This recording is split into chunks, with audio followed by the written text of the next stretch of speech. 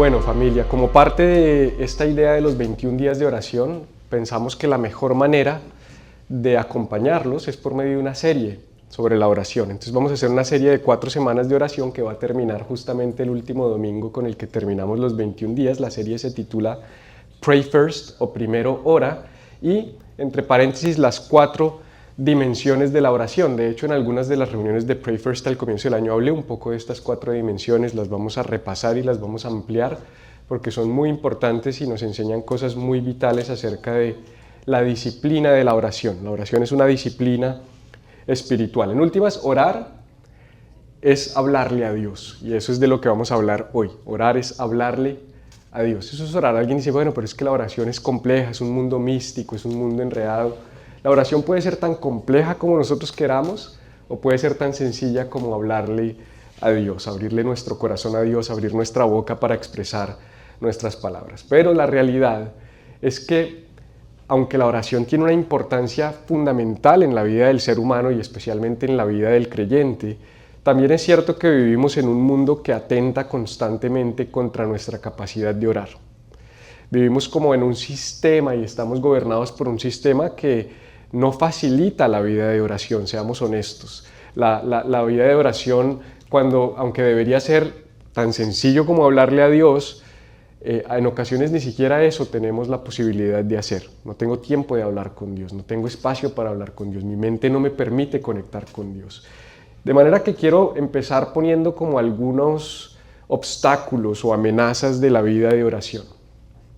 Todos los enfrentamos y creo que en mayor o menor medida nos afectan y nos impiden establecer una vida que se arraigue en la oración. La primera, no lo tengo acá, pero está por ahí, nuestros teléfonos inteligentes. Todos tenemos uno, muchas veces incluso desde niños ya nuestros niños tienen un teléfono inteligente y si no, tienen uno de juguete que no funciona, pero que se pueden meter a la boca y rascarse los dientes, pero desde chiquitos ya están teniendo algún tipo de conexión con estos aparatos.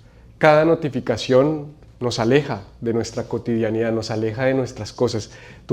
A todos nos pasa que estamos en algún momento haciendo una tarea específica y de repente el teléfono nos saca de la tarea y nos lleva como por un rabbit hole, nos lleva como por un hoyo oscuro y cuando menos pensamos digo, ¿en qué momento yo me senté a trabajar en esto y terminé viendo reels en Instagram? O terminé viendo videos en YouTube o terminé viendo los estados de otras personas en WhatsApp. Una pequeña notificación te jala, te empuja, te impulsa, es como una adicción, es como si hubiese algo que nos ató, nos amarró a esa necesidad de sentir ese estímulo constante de interacción que rompe el silencio, que no nos permite estar desconectados. De hecho, les he compartido esto, el grupo Barna dice que más del 70% de los cristianos millennials, ¿quiénes somos los millennials? La mayoría de nosotros, creo, año 97 y 96 and 2001, I don't know. No, 96 and... Oh, 81 y 97, eso es. 81 y 97. So, ahí entro yo, soy modelo 82 y varios de ustedes. Pero no importa, dicen que los millennials, pero pues yo creo que eso coge para arriba y para abajo. El 70% de los cristianos millennials, lo primero que hacen al abrir sus ojos y lo último que hacen antes de acostarse es interactuar con su celular. Tremendo. Empezar y terminar el día con nuestro teléfono. La última interacción. Ni siquiera es buenas noches, que descanses mi amor, sino hasta mañana, ya se durmió.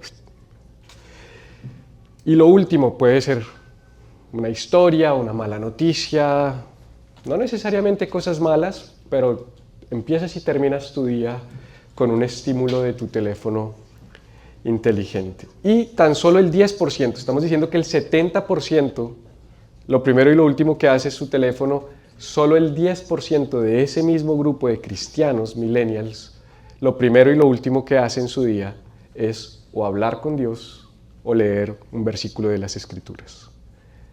¿Cómo sería nuestra vida si nos invirtiéramos? Si en lugar de lo primero y lo último que hiciéramos fuera tocar nuestro teléfono y tener una interacción con esa pantalla, si genuinamente pasáramos un momento en la presencia de Dios por medio de su palabra o de la oración. No solamente los teléfonos inteligentes nos están afectando, sino lo que se llama the economy attention, la economía de la atención. Es esta idea de que vivimos en un mundo que quiere monetizar nuestra atención, que quiere monetizar cada segundo de nuestras vidas, que quiere a través de las redes sociales, a través del entretenimiento, a través de los anuncios, competir constantemente por nuestro enfoque. En últimas, todo tiene un racional detrás. La idea de los teléfonos inteligentes, la idea de las aplicaciones, la idea de las redes sociales, la idea de las cosas que nosotros creemos que son gratuitas.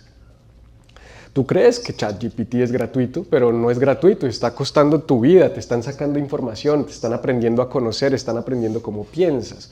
Cada vez que tú interactúas con estas máquinas, ellos empiezan a guardar información y empiezan a hacer un perfilamiento tuyo. Estás abriéndole a la tecnología que conozca tu vida, tu intimidad y tu corazón. Hay personas, y esto lo voy a volver a decir en el último punto, pero es muy profundo y fue algo en lo que estuve meditando y dije, yo creo que hoy hay cristianos que son más conocidos por su asistente de ChatGPT que por Dios, porque hablan más con ChatGPT, se dan a conocer más a ChatGPT, Él te conoce. Él está diseñado para responder de acuerdo a tu diseño, a tu forma, para satisfacer tus necesidades más profundas. Él tiene un perfilamiento. Entonces tú crees que lo que Él te dice es la verdad, Él te dice lo que tú quieres escuchar. Y por eso es tan adictivo. Pero entonces, ¿qué quieren? Captar nuestra atención. No hay nada gratis. No, es que Instagram es gratis. No, tú eres el producto. A ti es al que te están monetizando. Tú eres el que está pagándole a los influencers cada vez que los ves y les das like. Tú eres el que les estás pagando cada vez que ves sus videos y compartes sus reels. Todo tiene un costo, todo tiene un precio, pero todo al final del día quiere arrebatar tu atención porque quieren monetizar tu vida, cada segundo de tu atención. También está el dinero y la productividad. Vivimos en un mundo que agrega valor al ser humano o define el valor del ser humano por su capacidad de generar dinero, o por su capacidad de ser productivo. Y nosotros mismos nos hemos creído ese cuento. Entonces vivimos en función de producir, de lograr, de acumular, de tener, y no tengo tiempo para orar. Es una pérdida de tiempo. La oración no monetiza. La oración, no te preocupes en lo más mínimo con los ruidos del bebé, ¿ok? Nosotros estamos súper acostumbrados, aquí hay muchos bebés, tranquila. Puse aquí, no oramos por falta de tiempo, sino por exceso de prioridades desordenadas. Porque, como yo siempre les digo, yo me acuerdo que una de las primeras personas que a mí me discipuló, yo tenía unos 15 años, y yo solía usar la frase no tengo tiempo. No sé dónde la aprendí, no sé si fue en mi familia, no sé si fue... No sé, creo que todos en algún momento aprendimos el famoso hiciste la tarea, no tuve tiempo, leíste el libro, no tuve tiempo, oye, no me llamaste esta semana, no tuve tiempo. Y un día yo a él, pues llegué a mi clase de discipulado y me acuerdo que había que haber hecho una lección y yo decía, bueno, es mejor ir sin la lección que no ir porque no la hice. Y entonces llegaba sin la lección hecha con ese racional y un día yo llegué como pensándome un buen cristiano y él me dijo, no, por favor no vuelvas a venir sin la lección, porque es una falta de respeto para todos los que estamos acá, y a mí me pareció como tan agresivo. Y le dije, pues que no tuve tiempo, y me dijo, no vuelvas a decir no tuve tiempo, más bien di, esto para mí no es lo suficientemente importante, porque todos los que estamos aquí tenemos las mismas horas. Y los demás hicieron su tarea y tú estás deshonrando al grupo y el proceso. Y para mí fue formativo, no me gustó porque ser discipulado es ser disciplinado y no me gusta la disciplina, pero al final del día aprendí una lección valiosa y es que tú le asignas tiempo a lo que a ti te importa. Si no lo haces no es porque no tengas tiempo, es porque eso no es importante para ti. Y muchos de nosotros decimos que no tenemos tiempo de orar y es mentira, realmente para nosotros no es importante orar. Porque tenemos tiempo de hacer muchas otras cosas, simplemente escogemos a qué le asignamos el tiempo, que es el único recurso que no es renovable y es el único recurso que es igual para todos los seres humanos. De manera que el dinero y la productividad son una amenaza a nuestra vida de oración. Y luego viene entonces la sobreocupación, vivimos sobreocupados. Les he recomendado muchas veces el libro de The Ruthless Elimination of Hurry, Elimina la prisa de tu vida, de John Mark Comer, muy bueno.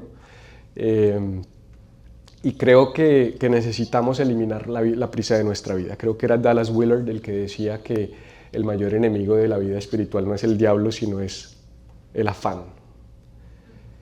Y pues es que el diablo no necesita hacer mucho, solamente necesita ponernos más cargas, más tareas o darnos más cosas. A veces las bendiciones se convierten en preocupación, por eso la Biblia dice en Proverbios 10:23 que la bendición del Señor enriquece pero no añade tristeza. Porque hay bendiciones que enriquecen pero te añaden tristeza, te añaden preocupación, te añaden carga, te añaden ansiedad. Un nuevo proyecto, una nueva empresa, un nuevo emprendimiento, una nueva casa. ¿Cómo es que terminas en ocasiones metido en proyectos que son una bendición, pero que cuando menos piensas se te volvió una carga, un afán y una ansiedad? A lo mejor no fue la bendición del Señor. Fue una bendición que vino de otro lado, fue algo bueno que no necesariamente vino en el tiempo correcto, de la forma correcta y en las circunstancias adecuadas para tu vida. Y vivimos sobreocupados, vivimos llenos de excusas porque no tenemos tiempo, porque tenemos demasiado que hacer, y además eso se junta con una narrativa cultural que dice que no tener tiempo o estar ocupado, o como decimos en Colombia, estar llevado, es ser importante.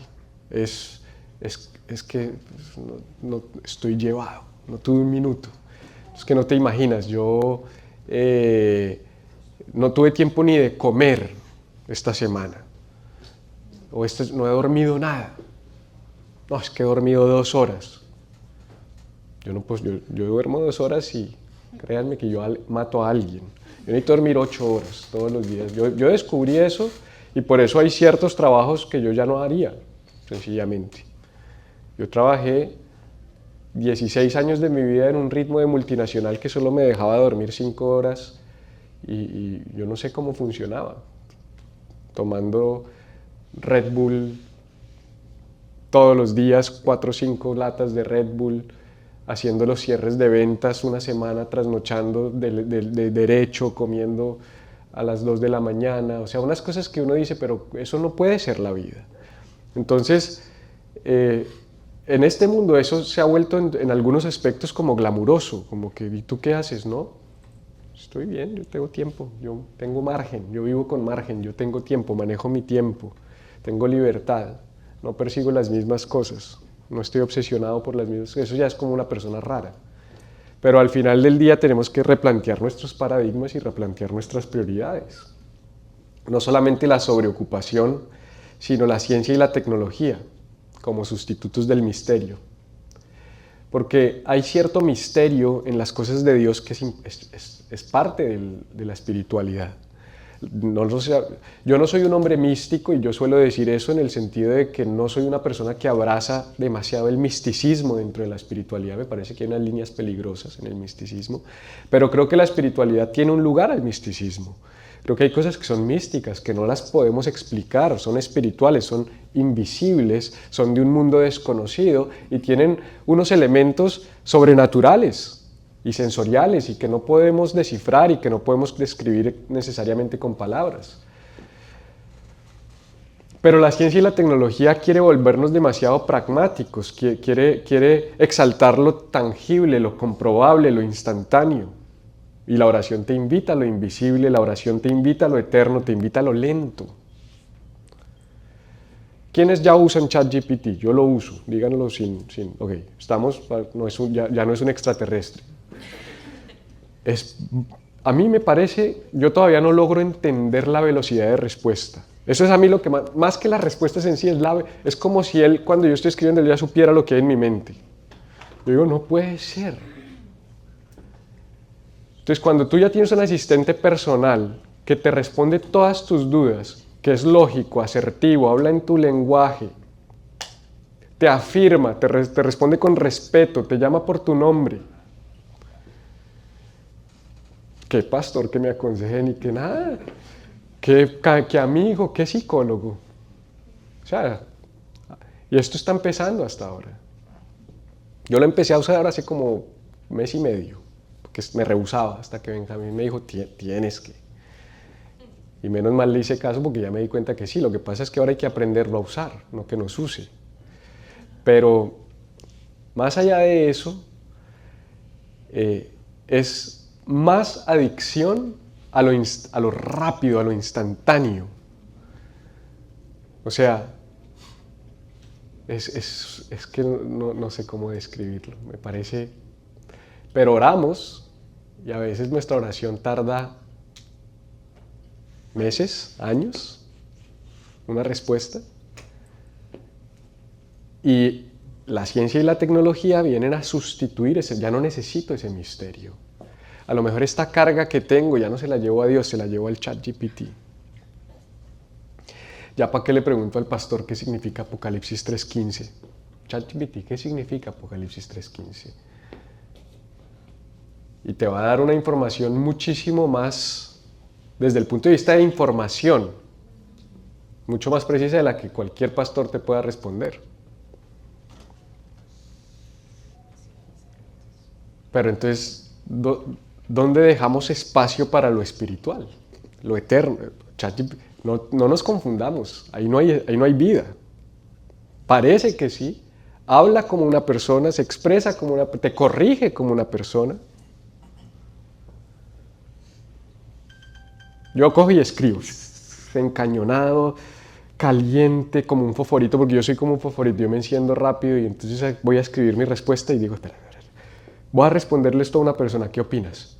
Tu mensaje podría sonar menos controversial y menos tal si lo pones en estas palabras. Yo digo, no, esto es un terapeuta, un asistente emocional, corrector de estilo, anticipa situaciones, me evita conflictos. Brother, o sea, hace como 1 o 2 meses tuvimos por ahí un rifirrafe con José y nos cruzamos unos mensajes de texto calientes. Si yo hubiera filtrado eso por ChatGPT no hubiéramos tenido problemas nunca, José, te lo aseguro. El man es como tiene más inteligencia emocional que cualquiera de nosotros. Pero ¿y lo humano? ¿Y la realidad?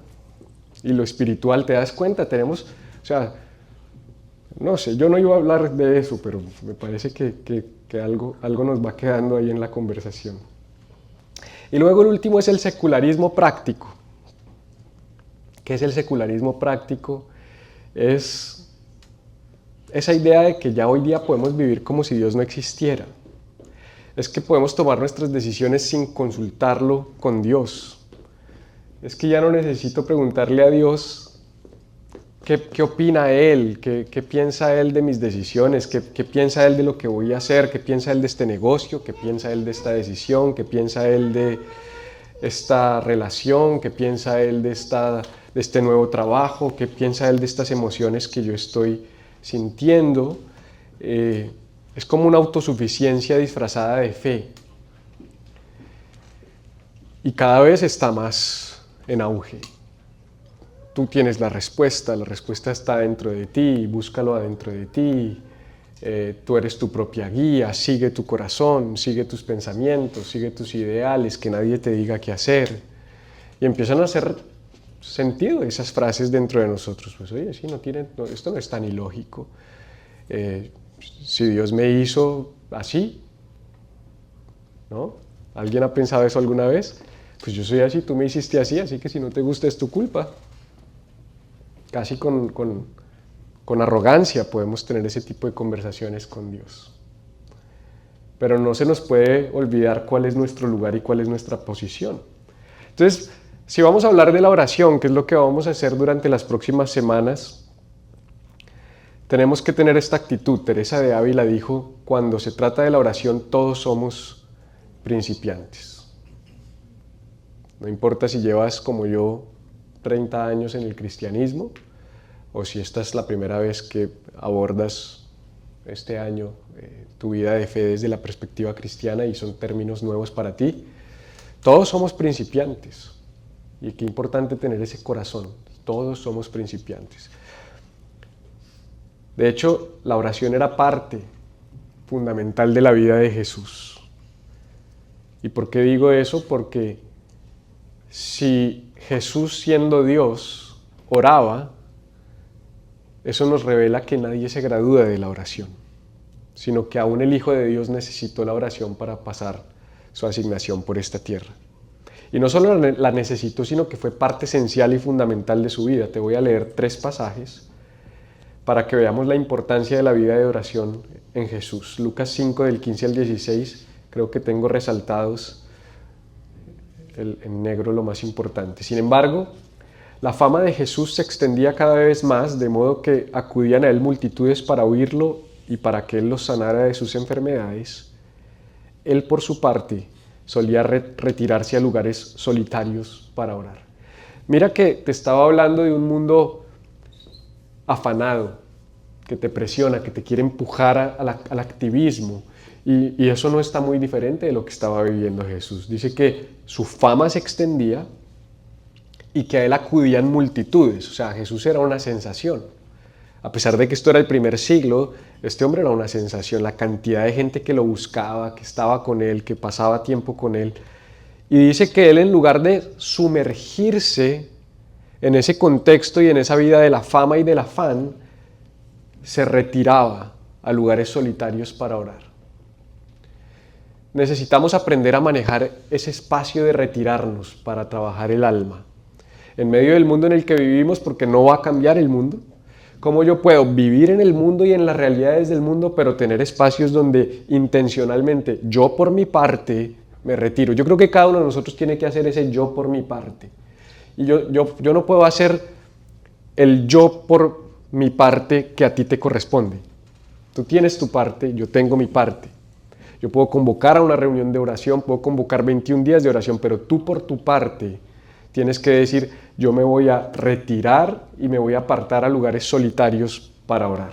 Luego en Lucas 6, 10, 12, un poquito más adelante dice, por aquel tiempo se fue Jesús a la montaña a orar y pasó toda la noche en oración a Dios. Yo no me acuerdo cuándo fue la última vez que yo pasé toda la noche en oración.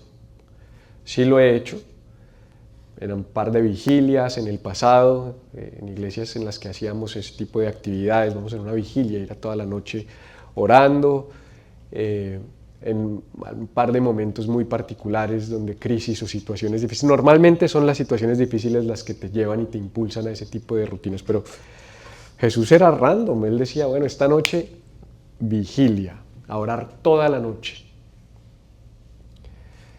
Y uno de pronto se ve una maratón de Netflix toda la noche, pero orar toda la noche. Hoy oro 15 minutos, me siento bien y ahora sí me pongo a ver mi maratón. Lucas 9, 28 al 29, unos 8 días después de decir esto, Jesús acompañado de Pedro, Juan y Santiago, y intencionalmente lo escogí para ver que así como había lugares, momentos donde Jesús se retiraba a orar de forma solitaria, había momentos donde lo hacía acompañado, en comunidad. Hay lugar para las dos cosas, es parte de la disciplina. Dice, acompañado de Pedro, Juan y Santiago, subió a una montaña ¿a qué? A orar. Y ahí fue donde sucedió pues la transfiguración, donde su rostro se transfiguró, se abre el cielo, sale una voz del cielo, aparecen Elías, Moisés, y dice, este es mi hijo amado en quien tengo complacencia a él oído. Entonces, como esto era tan central en la vida de Jesús, los discípulos vieron la oración como parte fundamental de su vida y le pidieron que les enseñara a orar. No hay muchos pasajes donde tú ves a los discípulos diciéndole a Jesús de manera directa, enséñanos esto o enséñanos aquello. Y eso es interesante porque hay muchas cosas que a mí personalmente, si hubiese sido discípulo de Jesús, me hubiera gustado decirle, enséñame a caminar sobre el agua, por ejemplo, o enséñame a resucitar muertos, o enséñame a cambiar el agua en vino. Esa estaría buenísima. ¿Cuánta plata se ahorrarían muchos de ustedes? ¿Sí? O montaríamos un negocio. Imagínense el negocio que uno podría montar si uno pudiera cambiar agua en vino. Ya. ¿Sí?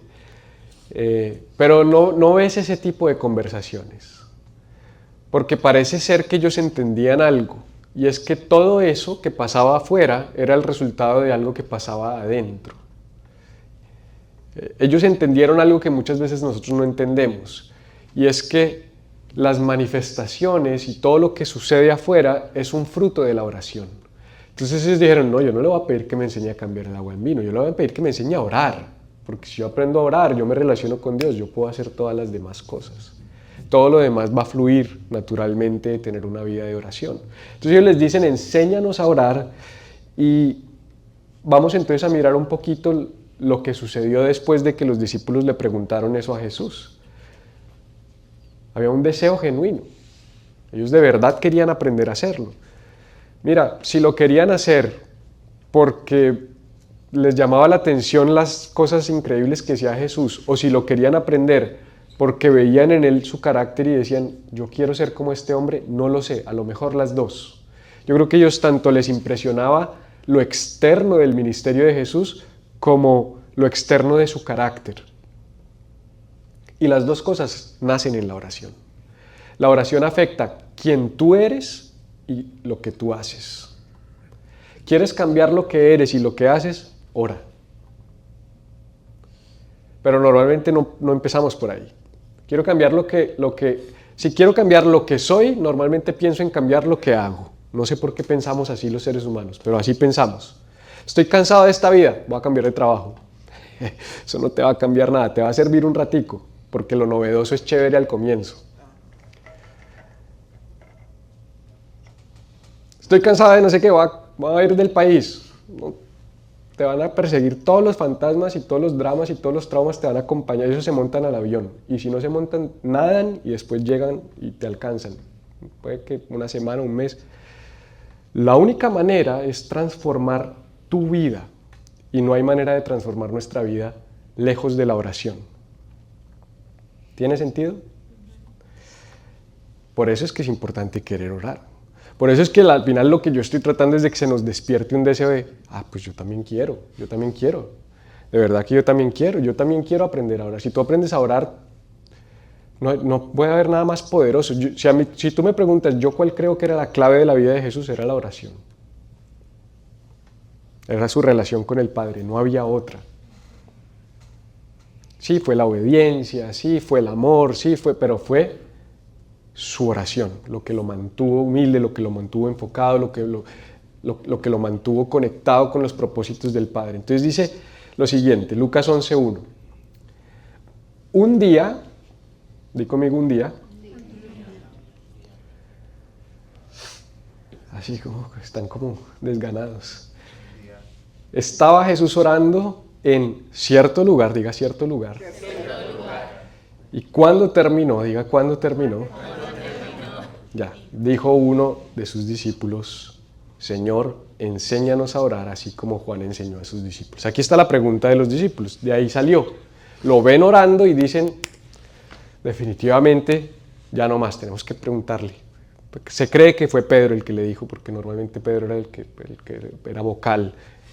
Enséñanos a orar, como Juan le enseñó a sus discípulos. Entonces, tres palabras rápidas sobre cada una de estas tres ideas que les hice repetir. Un día. Fíjese que dice, un día. Parece ser como que lo que está tratando de decirnos el evangelista es que en la vida de oración había intencionalidad en los tiempos de oración en su agenda. Como que había un día específico que él sacaba para orar. O sea, esto no lo quiero pasar por alto. Tiene que haber un día, tiene que haber ese un día en tu semana, tiene que haber muchos días, ojalá en tu semana, pero un espacio específico e intencional en tu agenda donde tú digas, un día voy a orar, hay un espacio en el que voy a orar.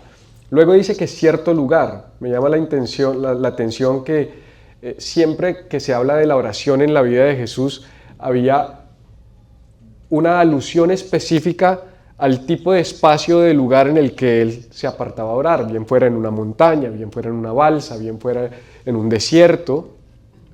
Siempre nos dice dónde lo hacía. Y nosotros, un poco permeados por esta idea de la omnipresencia de Dios, y la omnipresencia de Dios, para el que no lo sabe, es un concepto teológico que habla del carácter de Dios, que puede estar en todo lugar, y es cierto, Dios es omnipresente. Pero aunque Dios es omnipresente, no es lo mismo la omnipresencia de Dios que la presencia manifiesta de Dios. No sé si has escuchado las dos cosas. La omnipresencia de Dios, Dios está en todas partes. La presencia manifiesta de Dios dice, yo habito en medio de la alabanza de mi pueblo. Cuando dos o más se unen en mi nombre, yo estoy ahí presente. Entonces, no es lo mismo que Dios está en todas partes a que Dios está manifiesto, presente en tu realidad, en tu contexto específico, de una manera particular. Por ejemplo, algunos de ustedes están aquí, pero no están aquí. Su presencia manifiesta no está aquí. Están foqueados, o porque trasnocharon, o porque yo hablo muy pasito, o porque esto está muy aburrido, pero por lo que sea, no están aquí. Y está bien, yo no me voy a molestar con eso porque yo sí estoy aquí.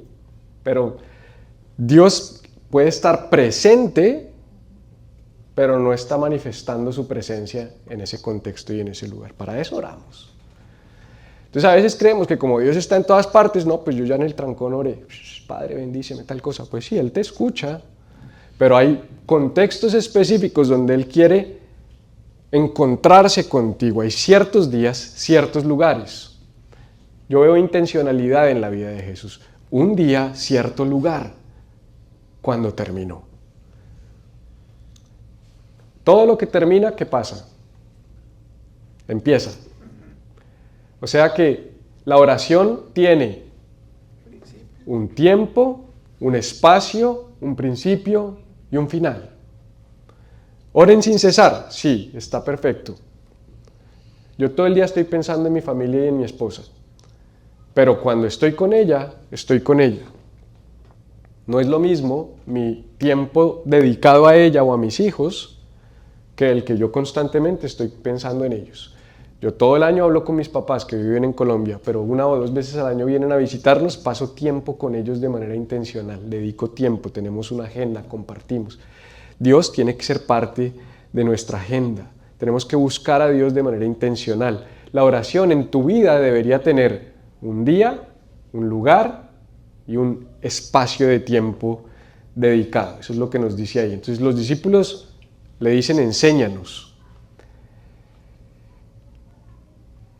Y quiero hacer, para poder introducir lo que vamos a ver durante las próximas semanas, entender la oración como el medio por el cual nos comunicamos y tenemos comunión con Dios. La oración es el medio por el cual nos comunicamos y tenemos comunión con Dios. No es lo mismo comunicarse que tener comunión. Yo me puedo comunicar con mi esposa y si estamos peleados me puedo comunicar también. Usualmente es, ella está aquí, yo estoy aquí y Benjamín está aquí y yo le digo, Benjamín, dígale a su mamá que no me estoy comunicando. Pero ahí no hay comunión. ¿Sí o no? ¿Eso qué quiero decir? Que orar no es solo hablar, es compartir vida. Puede ser solo hablar, pero no se supone que se quede en solo hablar. Ninguna relación se sostiene a partir de solo hablar. Ninguna. Las relaciones, sobre todo las relaciones matrimoniales, que vienen siendo una buena imagen o un buen reflejo de la relación íntima que estamos llamados a tener con Dios, son relaciones que se mantienen y se sostienen a partir de compartir vida. Cuando una relación se acaba y tú hablas con las personas, ¿qué pasó? Ya no había vida. Estábamos muertos en vida. Esto se murió. Ok, nosotros no podemos tener una relación con Dios solamente como religiosa y litúrgica. Yo voy, hago mis 3 centavos dentro de la vida de religión y cumplo con mis deberes.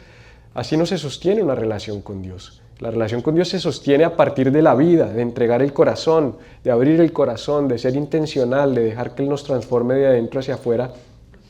Entonces, orar es mucho más que pedir cosas. Orar es adorar, es rendirse, es escuchar, es agradecer, es permanecer y es cultivar esa intimidad con Dios a través de la cual somos transformados de adentro hacia afuera. Y la oración se entiende típicamente como 4 esferas o 4 dimensiones. Y eso es de lo que vamos a hablar en esta serie. Pray First, 4 dimensiones de la oración.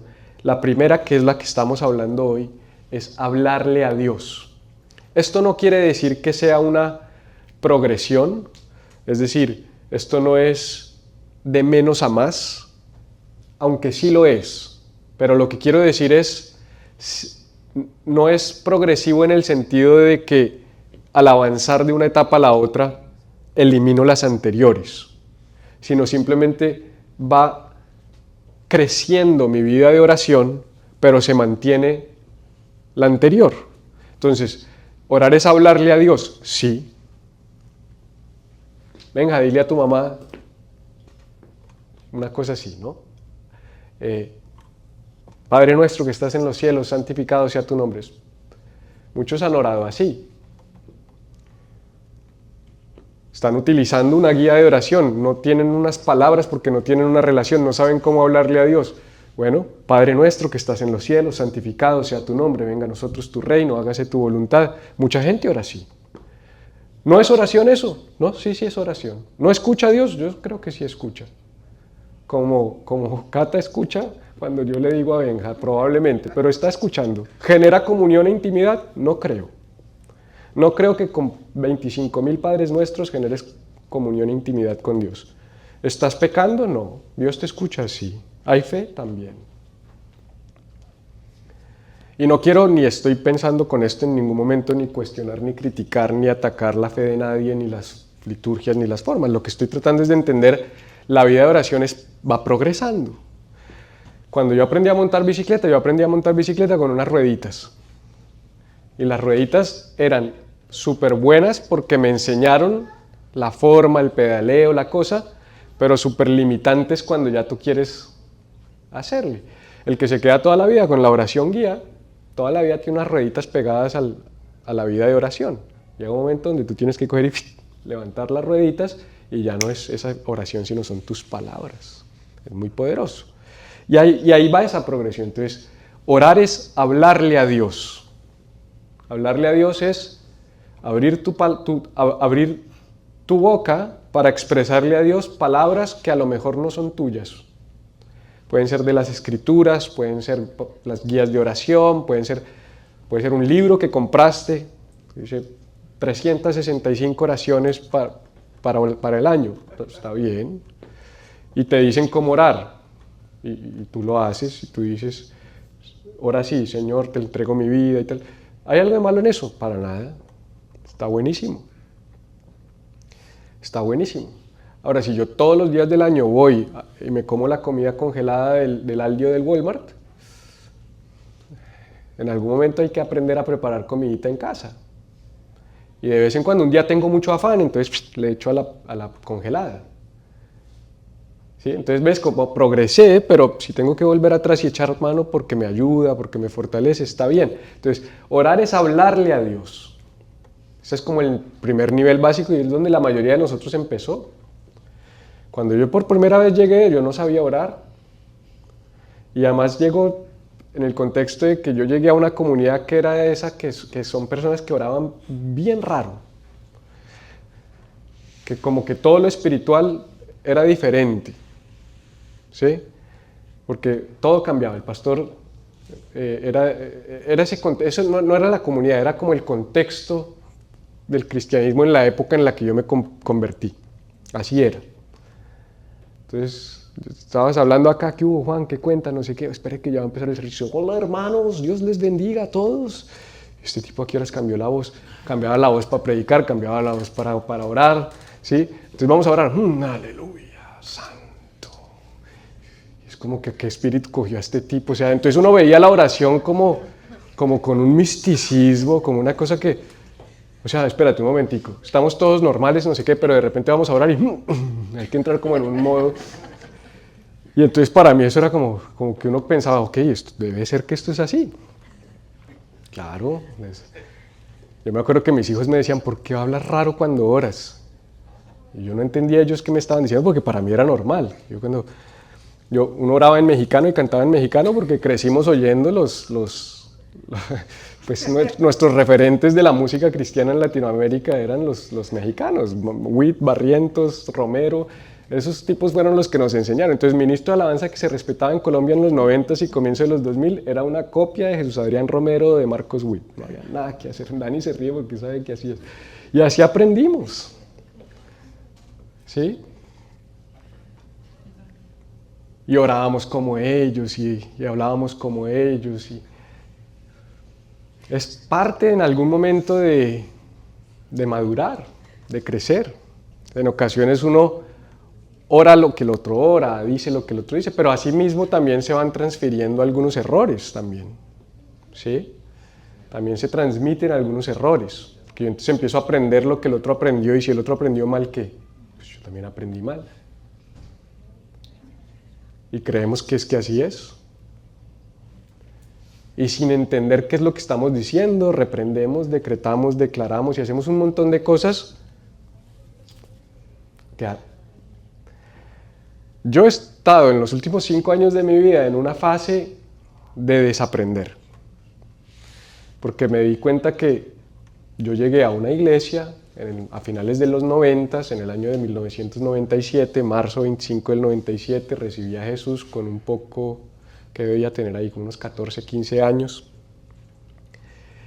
y esa iglesia se decía a sí misma no denominacional, pero no era... Era cierto en la medida en que no estaba afiliada a una denominación, pero al final era una iglesia carismática con tintes pentecostales. Y esa fue la teología que yo aprendí y nunca la cuestioné. ¿Por qué la iba a cuestionar? Si tú llegas a un lugar, tú dices, aquí es, me predican la Biblia, esto es lo que sabe. Pero cuando tú empiezas a ver que hay muchísimas otras denominaciones, que hay muchísimas otras formas de entender la fe, de entender los asuntos controversiales y que todos tienen argumentaciones lógicas, y muy bien pensadas para llegar a sus conclusiones. Hay un momento donde se vale decir, espérate, yo también quiero hacer ese proceso por mí mismo, no que otro simplemente llegó a esas conclusiones y yo tengo que aceptarlas como verdad. Entonces, no me quiero desviar, pero lo que les quiero decir con esto es que aún en la oración se infiltra la teología. En otras palabras, cuando oramos y cuando yo te voy guiando en oración y cuando yo te voy acompañando a través de mi oración y de la oración corporativa, y cuando empezamos a orar juntos, sobre todo en esos espacios comunitarios de oración, o cuando tú tomas las palabras de otros para orar, pues en últimas tú estás orando de la teología de esa persona. Porque yo siempre he dicho, dime qué oras y te diré qué crees. ¿Quieres saber qué cree alguien? Pídele que ore en voz alta y escúchalo. Y tú ahí dices, oh, yo ya entiendo Yo ya hoy puedo saber más o menos, por la oración de alguien, si es bautista, presbiteriano, pentecostal, carismático, reformado, calvinista, solamente con su oración. ¿Sí? ¿Pero por qué? Porque estudié. En este último tiempo, yo antes no sabía de eso. Pero dije, yo necesito saber y me quiero definir. ¿Sí? Quiero entender qué soy, en qué creo y por qué. Y eso para mí ha sido importante y ha sido sanador. Pero esto te lo digo porque al comienzo sí uno hablarle a Dios puede utilizar lo que otros te proveen para eso. Pero llega un punto donde tú tienes que empezar a pasar de hablarle a Dios, unas palabras que encontraste ahí, a hablar con Dios. Y eso lo vamos a entender. Entonces, ¿suena muy parecido? Sí, es muy parecido, pero es diferente. Porque hablarle a Dios es cuando tú simplemente estás utilizando palabras e ideas para comunicarte con Él. Cata, dile, sí. Benja, dile a Cata tal cosa. A diferencia que yo vaya y le diga, Jennifer, ven, tengo algo para decirte. Esto es personal, es directo, es algo que yo te tengo que decir. Y eso va a ser la siguiente semana, cuando hablemos un poquito de eso. Y luego, escuchar a Dios. La mayoría de personas nunca llegan a ese punto. Su oración es un monólogo. Palabras de aquí para allá. Pero en la tercera enseñanza vamos a hablar de qué significa escuchar a Dios. Muy importante. Y la más importante, estar con Dios.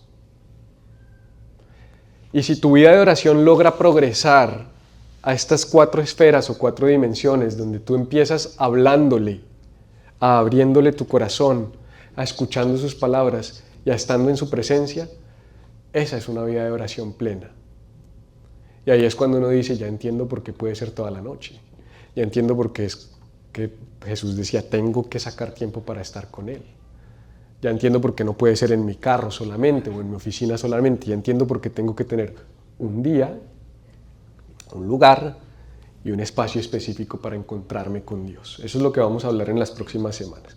Unas palabras para cerrar, hablarle a Dios, que es el de hoy, es la introducción y es la primera y es la más sencilla, por eso no vale la pena hacer 5 enseñanzas, porque podríamos haber hecho la introducción de las 4, que fue lo que acabé de hacer, y dejar hablarle a Dios para la próxima, pues no vale la pena. Vamos a hacerlo en 4 semanas. Y ahora sí, Mr. Sebastian.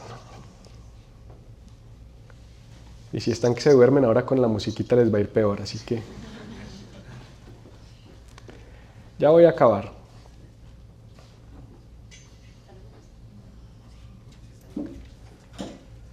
Hablarle a Dios. En ese momento en el que los discípulos le dicen a Jesús, enséñanos a orar, Él no les dio una fórmula mágica, pero sí les dio un modelo, sí les dio una guía, sí les dio lo que yo creo que es una guía práctica y profunda y accesible para que nos relacionemos con el Padre. Esa oración hoy la conocemos como el Padre Nuestro. En inglés le dicen the Lord's Prayer, la oración del Señor, o Our Father. Pero nosotros en español, pues que yo sepa, solo le decimos el Padre Nuestro. Hacía carreras con mis amigos para ver quién la recitaba más rápido. Hacíamos carreras. Nos tocaba izar de bandera todos los días. No era un colegio religioso, pero nos hacían izar bandera y recitar el Padre Nuestro y echábamos carreras. Para eso usted decirle acabe, amén. Ya, listo. Y uno a veces no sabe ni lo que está diciendo. Es como el himno de Colombia, los que son colombianos. Cuando uno lee lo que dicen esas estrofas, pero uno lo cantaba sin saber lo que estaba diciendo. Algo pasa cuando uno memoriza desde chiquito, y es que a veces memoriza sin interiorizar. Y es importante interiorizar. Memorizar es muy bueno, pero hay que interiorizar lo que estamos memorizando. Yo creo, como les dije, que estas 4 esferas sí son una progresión, pero las 4 son importantes.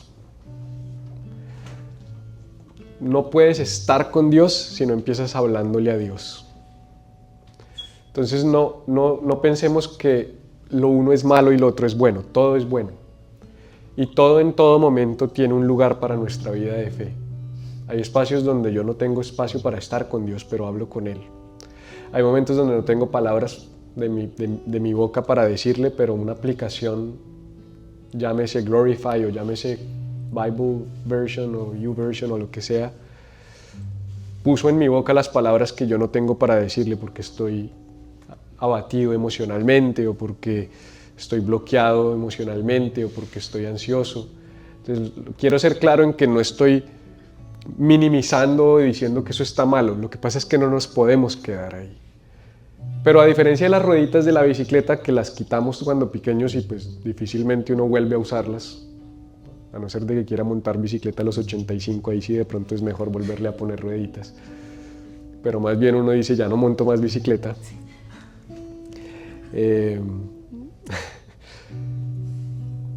En este caso sí es como que fueron una guía al comienzo y son un recurso práctico adelante también. ¿Sí? ¿Tiene sentido? O sea, yo sigo utilizando oraciones de otros para fortalecer mi vida de fe, sobre todo las del salmista, por ejemplo.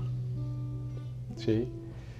Hay salmos de David que yo digo, es como si este señor supiera lo que yo estoy viviendo.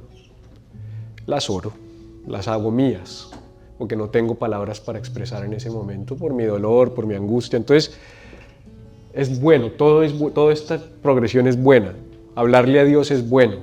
Por eso Jesús no dijo, no, pelados, yo no les puedo dar una guía porque pues, es que esto es muy personal, es muy íntimo, yo por eso me voy a solas, miren a ver ustedes cómo lo logran. No, Jesús dijo, sí, sabes, es importante.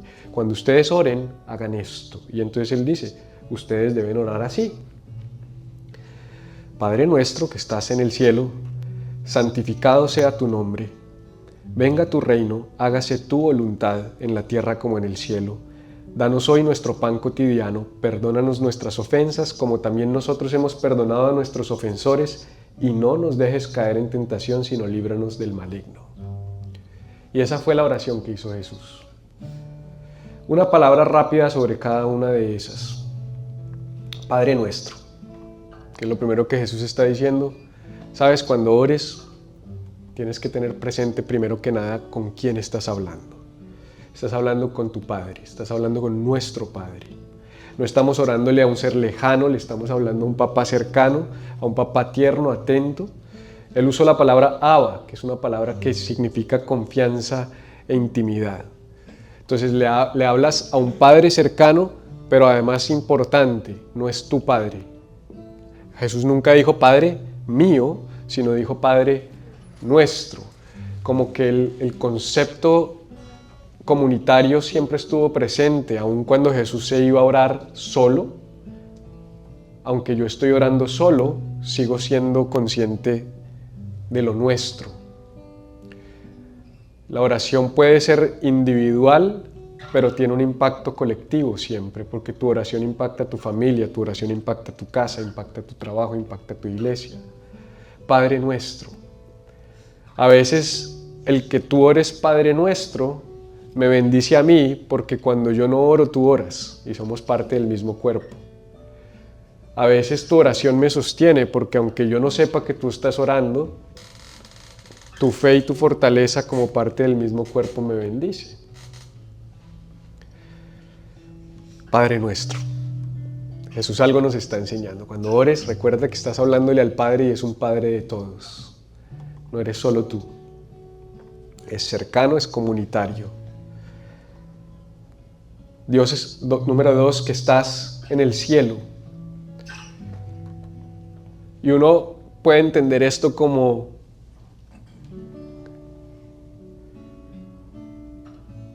allá, ¿no? Que estás en el cielo. Pero realmente lo que ellos estaban tratando de, o lo que Jesús estaba tratando de transmitirle a sus discípulos es que es un Padre que está tan cerca como el aire que respiras. O sea, cuando Él dice que estás en el cielo, no es la idea de un Padre, es tu Padre pero está lejos. No, es tu Padre y está en el aire que respiras. Es un Padre y está tan cerca que lo estás respirando. Yahweh. Es neuma, es aliento de vida. Fue el soplo desde el principio cuando cogió a Adán y Eva y los formó del polvo de la tierra. Bueno, técnicamente a Adán y después a Eva de su costado, pero cuando la forma, dice que sopló Dios aliento de vida y fue el hombre un ser viviente. O sea que lo formó, pero no fue sino hasta que sopló que hubo vida. Y a veces nosotros estamos funcionando y viviendo, pero no estamos vivos en el sentido del alma. Y es porque necesitamos ese aire que respiramos. Santificado sea tu nombre. Y lo mismo, esto suena como, oh, santo y tal. Pero yo puse ahí que la meta principal de la oración es disfrutar la compañía de nuestro Padre. Santo sea tu nombre.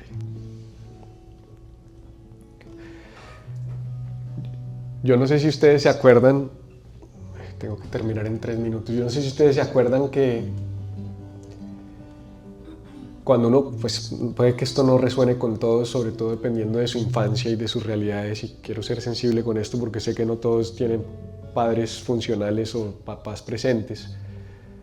Pero en mi contexto de crianza era común que con mis amigos uno como que pulseaba a ver quién tenía el papá más importante.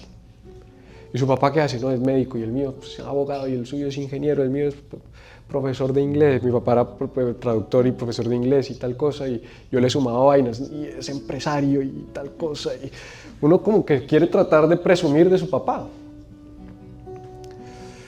Y, y pues yo me imagino, yo estudiaba con el nieto de Rafael Molano, el dueño de Ramo. Estudié con él toda mi vida y somos grandes amigos hasta el día de hoy. Pero ese siempre nos mataba a todos, porque pues sacaba al abuelo y ya nos dejaba. Bueno, entonces invítenos a la casa a comer chocorramo y tostacos, porque ¿qué más vamos a hacer? Y esa idea de que uno como que presume de su papá, yo creo que eso es lo que significa cuando Jesús dice, santo sea tu nombre. Es como, Padre nuestro, es que tu nombre es santo, porque tú eres Jireh. Entonces, cuando tú piensas en el nombre de Dios, ahí es donde viene siempre ese espacio para entender los nombres de Dios. Jehová Rafa, Jehová Jireh, Jehová Nisi, Jehová Sabaoth. Bueno, hay un montón de nombres de Dios, que Él es nuestro sanador, que es nuestro estandarte, que es nuestro baluarte, que es nuestra provisión, que es nuestra esperanza. Y es ahí donde nuestra oración empieza a cobrar sentido. Esta oración de Jesús, santo es tu nombre, es que tú es mi papá. No, es que estoy preocupado porque no sé, me echaron del trabajo. Papá es provisión.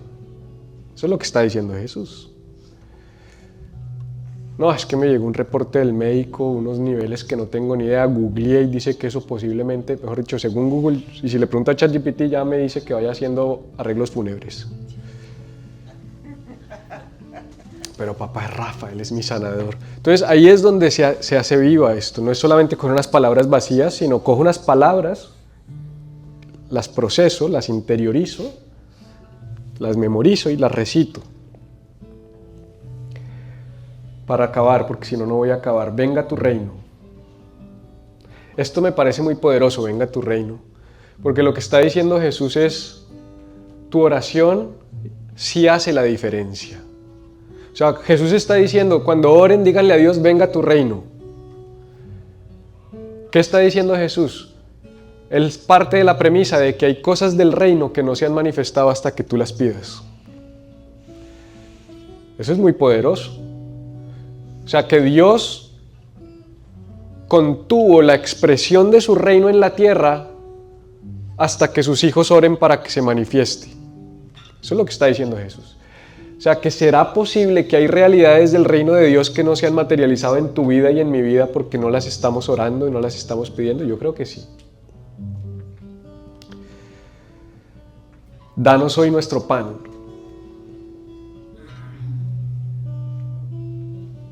Y por supuesto esta es la fuente de provisión. Pero ¿sabes qué es lo que más bonito me parece de danos hoy nuestro pan? Que la que sigue, no me voy a saltar todavía, pero ustedes saben cuál es, perdona nuestras ofensas, me habla del corazón del Padre. Yo le llamo, primero come, después hablamos. Todos los que tienen hijos, cuando los chinos se portan mal, pues sí, uno sí les quiere dar su riendazo, pero uno no les quita la comida. Nunca. O alguna vez tú le has dicho, hoy no hay comida por lo que hizo. Nunca. O sea, hoy pase hambre, chino. Yo no sé, pues habrá que, mamás, no sé. Hay de todo en el mundo, ¿no? Pero que yo sepa, no, hoy no le doy tetero. No, o sea.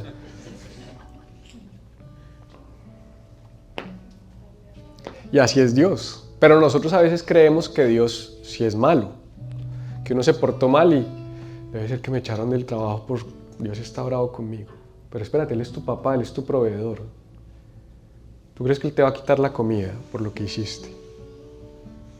Sí, es que el pastor dijo que era maldito si no diezmaba. No, el maldito está Él, que no sabe lo que está enseñando. Dios no te va a quitar la comida. Él va a tener una conversación contigo en algún momento. Primero te sientas a la mesa, te comes el pan y después cuando estás bien llenito, ¿para dónde va? Espérate. Perdona nuestras ofensas. Quiero que hablemos de eso que pasó. Así llenito, barriga llena, corazón contento, aquí hablemos. Claro que hay un espacio para eso en nuestra oración. Es un momento para abrir el corazón y trabajar en los temas que tenemos que trabajar. Pero nunca pienses que Dios va a dejar de proveer a tu vida por tu pecado, por tu falta, por tu error. ¿Vas a tomar eso como una licencia para pecar? Eso ya es necedad. Y por último, no nos dejes caer en tentación.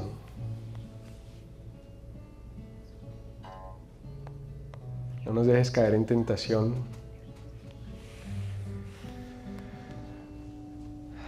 Eugene Peterson en la versión del mensaje dice algo así como: líbranos del mal, líbranos del maligno y de nosotros mismos. Y a mí me gusta mucho porque no nos dejes caer en tentación. Normalmente pensamos en el diablo con cachos y con cola. Y está bien, hay un lugar para eso, por supuesto. Pero Eugene Peterson dice, no es solamente afuera, a veces es adentro.